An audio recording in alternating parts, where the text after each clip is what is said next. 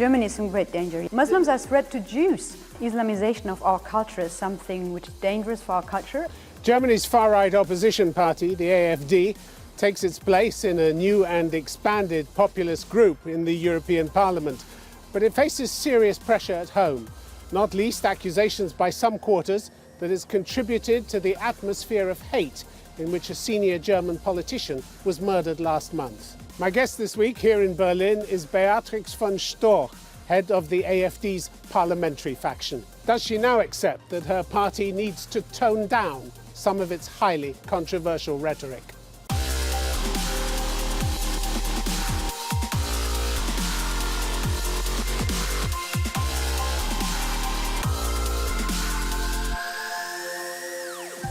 Beatrix von Storch, welcome to Conflict Zone. Hello. The new European Parliament is in session. You are going there because you got 11% of the vote in Germany. You're going there in greater numbers, but not in the numbers that you hoped for. Why not? Well, I think it was the election came out as a huge success. We have been there in the last term, in the end with 1 MEP, now we're sending 11. Overall, the whole campaign was, of course, not easy for us. But you're 2% down from the federal elections. Well, what we have nationally, you're 2% down. Okay. What we have to take into account is that the campaign, of course, was not easy. It was an international campaign in favor of climate change, and then the Austrian video from Strache came up. So it was really a very tough fight for us. The scandal that brought down the Austrian government. Yeah. So this has been put into account. But Alexander Gauland was talking last year about 20%, wasn't he? Surveys show us between 17 and 20%. Potential of the AfD, he said, is well over 20%. And you got 11. Yeah, as I said, one has to take into account that the campaign was not easy. And so in the end, we ended up with 11 MEPs there. And I think we are part of a bigger group. But you were 9 points behind the Greens, who were on 20.5%. They were the big winners here in Germany, weren't they? And it's hard for you to compete with them because many Germans see them as coalition material. They don't see you as coalition material, do they? Well, this is the campaign we're facing at the very moment. This is true. Everyone is talking about climate change, and this is not our main issue. We're picking up on that. The Greens are your enemy now. Alexander Gauland, your co-leader, says the Greens will destroy the country, and our job must and will be to fight them. This is pretty true. Apocalyptic terms, isn't it? The apocalyptic is coming from the Greens. They are saying we're gonna die in some more years if you do not, stop imitate CO2.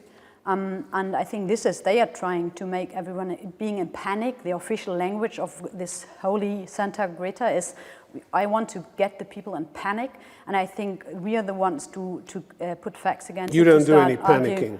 We are not going into that panic now. We'll talk about a different kind of panic later, but around 46% of those polled in Germany said that they would wish to see an alliance between the CDU and the Greens. And that means, if that goes ahead, an open, pluralistic society protecting minorities, as opposed to a close-the-border party like you telling people who can cover their head and who can't. Well, if this will end up like and that's pretty possible that the Christian Democrats are going together with the Greens or even with the far left, then I think this may be. But we think this is a problem. We think the country and the whole European Union, but if it comes to Germany, we talk about Germany, is moving into a completely wrong direction. We want to stop it, and we will have elections, regional elections, by the beginning of September. In Saxony and in Brandenburg, and we will see how that will end up, because it might be the necessity of the Christian Democratic Party to choose whether they want to go with the far left, so the former Communist Party, the SED from GDR, or with us. And this is what we have to think about, and I think this is why they are panicking so much. But there don't seem to be much doubt that you will do well in the East, but the problem for you nationally is that the majority of Germans simply don't want to live in the kind of country you envisage, do they? This is a country where the majority, if I could just say the question, almost 60% still view immigrants as a strength rather than a burden. And you want migrant and refugee numbers severely limited because you feel your culture is threatened. This is true. 81% think membership of the EU is a good thing. That was in October last year. So 20 don't. And you're threatening to leave if you don't get the reforms you want, whatever that means. Well, we're having different positions on different opinions. So it's something like 40% of the Germans think Islam does not belong to Germany. So this is also supported not by a majority, but by a very strong minority. And this voice in a democracy has to be represented as well. And if it comes to Islam, when it comes to migration, when it comes to the ever closer European Union, when it comes to Euro rescue packages to save the euro, all these items, all these issues have to be covered from both sides. And we've got a huge overall coalition of all the other parties who are going towards ever closer union when it comes to the European Union, who want to rescue the euro with German taxpayers' money, who want to take in more migrants, who think Islam and you want to leave, to Germany. and you want to pull the country out of the euro. And all those issues when it comes to, we are having a different opinion. This is true, and it's also 83% of Germans support the euro. You want to pull the country out and there of are the others euro. who don't. And this is in a democracy. There are always it's never, others. There are always others. It's never that it's 100% agree. It's not 100% agree for Brexit or for not Brexit. It's more 50-50. But the migration issue is pretty much all you have, isn't it? No. You're a one-trick pony. Oh, no. Without it, you wouldn't then be you're anywhere. not informed. I mean, this was the speech years ago when we founded the party, and now because then we were on the Euro rescue policy, the only issue. Then we have a general program with all the details I was speaking about European Union, Euro rescue But policy. Alexander Gauland admitted it in October last year. He said, I think the government's welcome policy for refugees was the main reason for our success. It was the only reason for your success, wasn't it? No, this is not true. What he said isn't true? It is not true that this is the only success. It is true that there was a momentum. In 2015, the former head of our Secret Service, Mr. Maassen, just today or yesterday in the Bild-Zeitung said, he didn't join the Christian Democratic Party to take in 1.8 million Arabic people into Germany. This is what he said. He's from the CDU. And I think this is a very important point, because this started all in 2015, and of course in 2015 when Merkel didn't close the borders or open it whatever way you take it, but let in all those people into our country. This was of course a moment when a lot of people were very unsatisfied with the politics, and they didn't want to have a change on that point.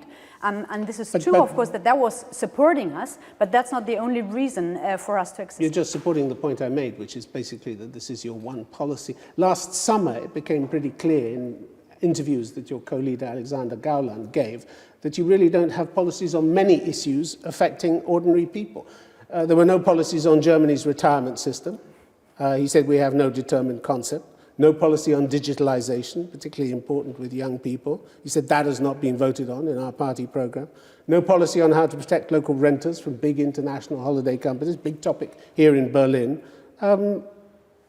It is your one topic, isn't it? Migration, that's it. No, it's not. You oppose, you're a party of grievances, aren't you?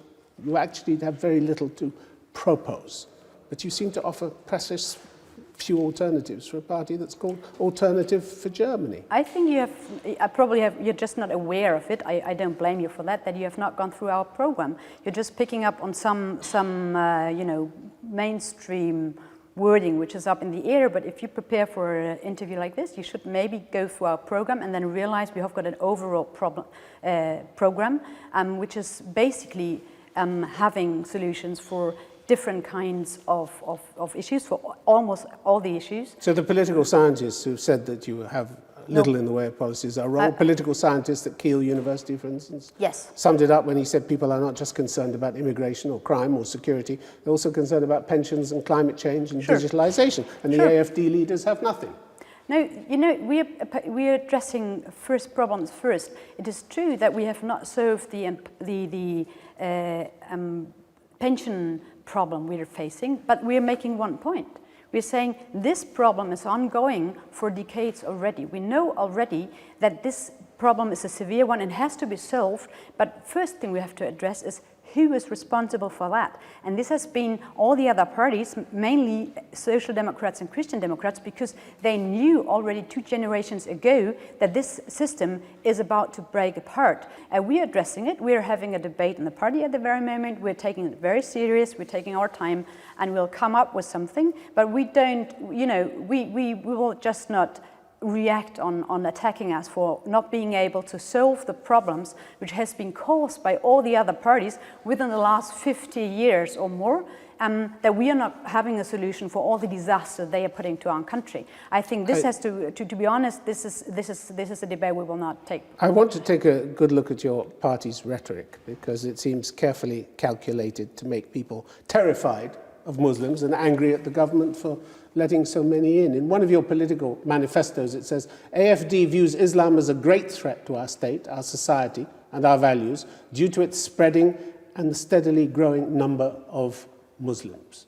Go on repeating this, and you might as well paint a target on their back, mightn't you? No, we're thinking Islamization of our culture is something which is dangerous for our culture, and we don't want that.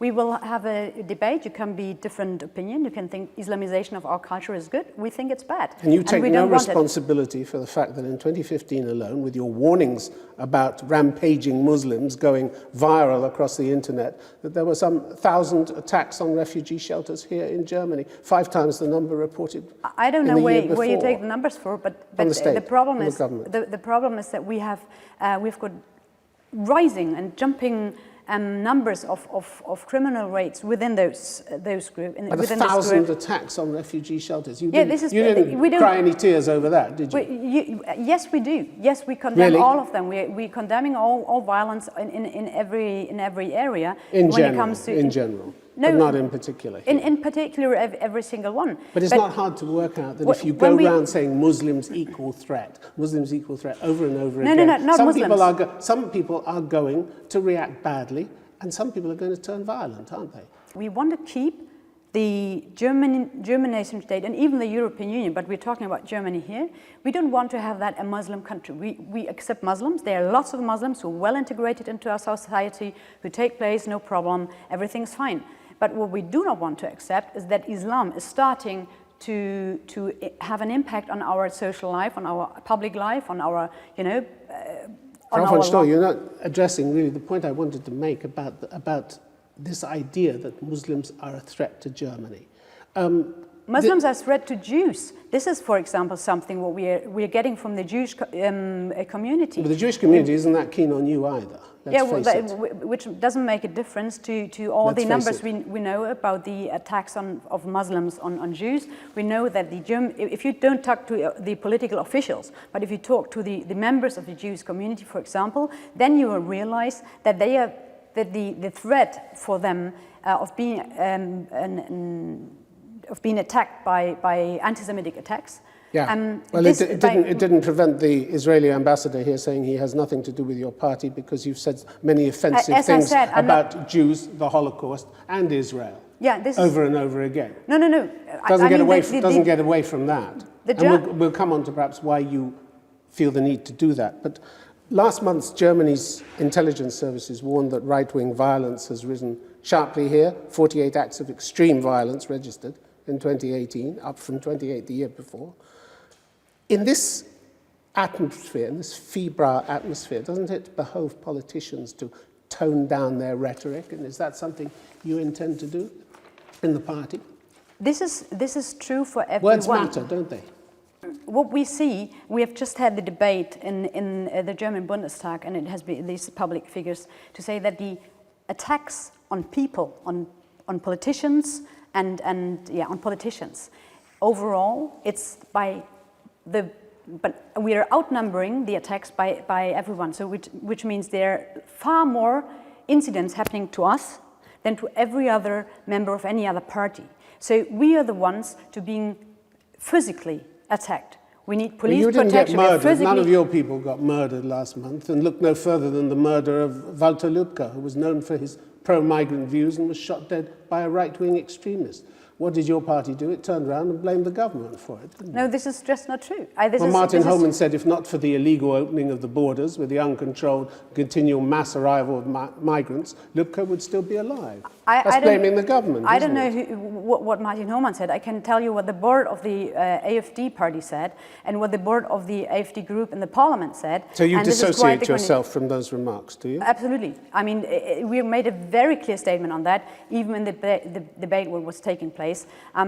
This is ridiculous, and we're the ones to say we have to address this problem, of course, but we have to address this to all sides of the society. What has happened there is I don't even find the words in English to say that's unacceptable. It was a blatant murder. Did you also dissociate yourself from Wolfgang Gedeon, another of your people, who said, this is one of the, when we look at this politically, he said, then we have to say quite clearly, in comparison with Islamist terror and extreme leftist terror, the extreme right terrorism seen in Germany, it's just a bird dropping.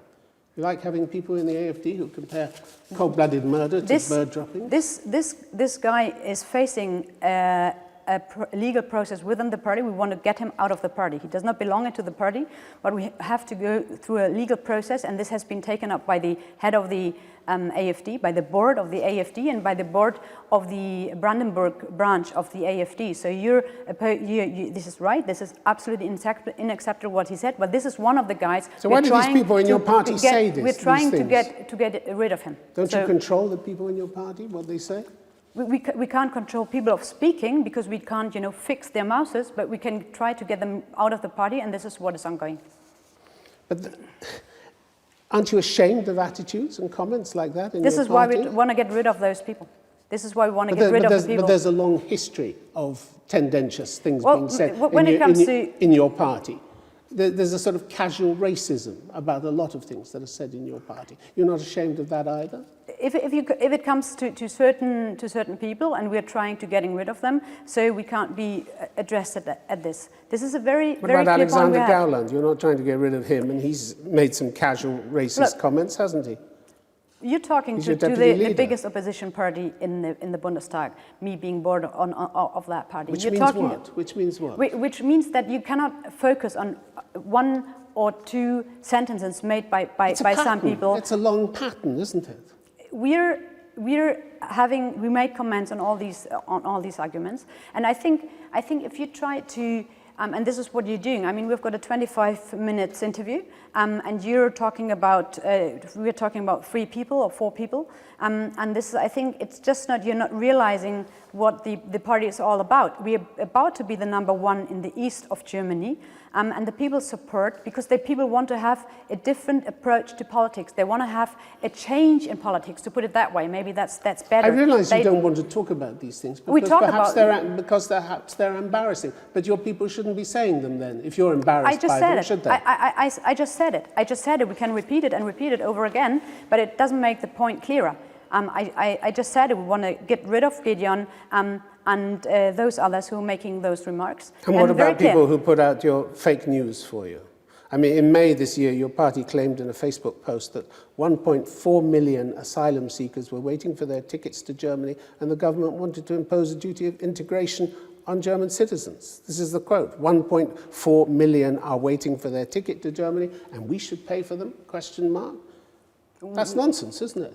Because it's more, it's less? Or where is this 1.4 million? These have been official numbers. I mean, I'm not about 1.4 million. I don't know whom you're quoting there, so I don't take that into my words. But what we know is that there are a lot more people in Africa willing to go to the north, which of course makes sense. Because they are proposed a better life here, so it makes sense for them to come over. And the only point we make is we can't take any more people in because we have taken too many already, and we don't want to.